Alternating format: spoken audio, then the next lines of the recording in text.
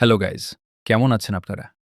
আজকে আমি আপনাদের দেখাবো কিভাবে আপনারা অ্যাপের মাধ্যমে সহজেই টিপি-লিঙ্ক রাউটারের ওয়াইফাই পাসওয়ার্ড চেঞ্জ করতে পারবেন।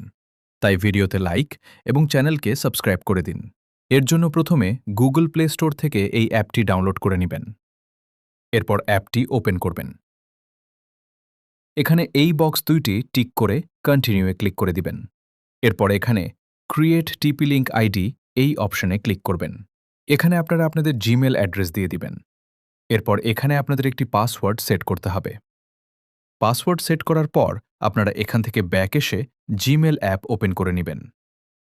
এখানে আপনারা যে জিমেল অ্যাড্রেস আগে দিয়েছিলেন ওইটাতে একটি মেইল আসবে। আপনারা এই মেইলে ক্লিক করবেন। এখানে আপনারা ক্লিক টু ফিনিশ রেজিস্ট্রেশন নামে একটি অপশন দেখতে পারবেন। আপনারা এইটাতে ক্লিক করবেন। ক্লিক করার পর এখানে আপনারা অ্যাক্টিভেশন সাকসিডেড দেখতে পারবেন। এরপর আবার অ্যাপে চলে আসবেন।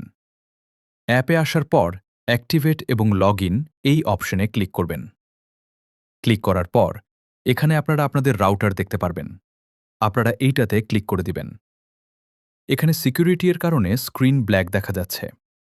আপনারা এখানে আপনাদের অ্যাডমিন পাসওয়ার্ড দিয়ে দিবেন। এরপর এখানে আপনারা এইটাতে ক্লিক করলে আপনাদের রাউটারের সাথে কয়টি ডিভাইস কানেক্ট আছে তা দেখতে পারবেন।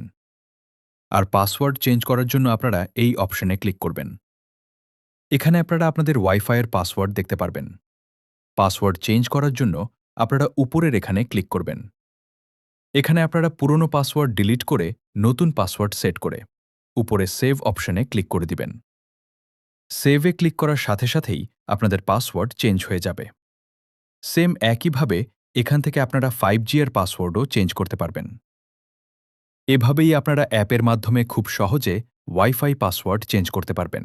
আমার এই ভিডিও যদি আপনাদের কাছে ভালো লেগে থাকে তাহলে ভিডিওতে লাইক এবং চ্যানেলকে সাবস্ক্রাইব করে দিবেন।